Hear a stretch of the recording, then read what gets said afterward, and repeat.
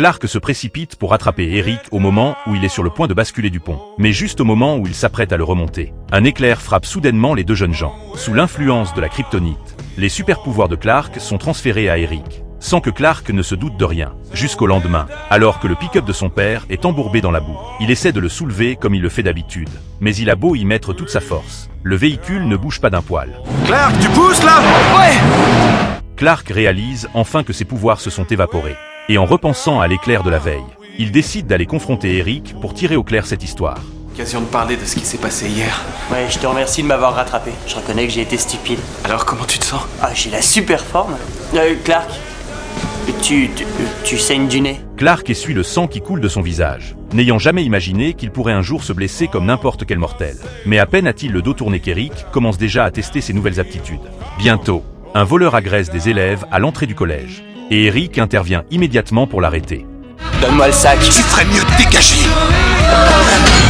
Un voleur le regarde, terrorisé. Et même Eric n'en revient pas d'avoir pu arrêter une lame à main nue. Il neutralise le malfaiteur en un clin d'œil et se retrouve instantanément propulsé au rang de star locale. Les journaux et les médias s'arrachant le récit de ses exploits héroïques. Malheureusement, cela lui monte rapidement à la tête et le rend insupportable, au point de traiter ses propres parents avec un mépris total.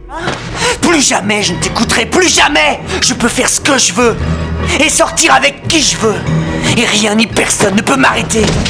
Grisé par sa toute-puissance, Eric devient complètement mégalo, n'hésitant pas à provoquer la terreur du bahut et à faire ouvertement du rentre-dedans à sa copine. Ça te dirait une balade?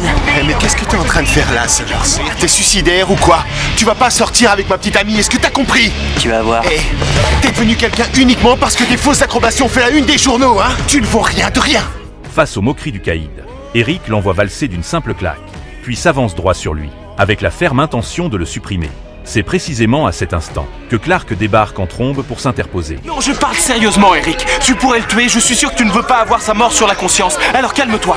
T'es pas mon père, Clark. Alors dégage de mon chemin.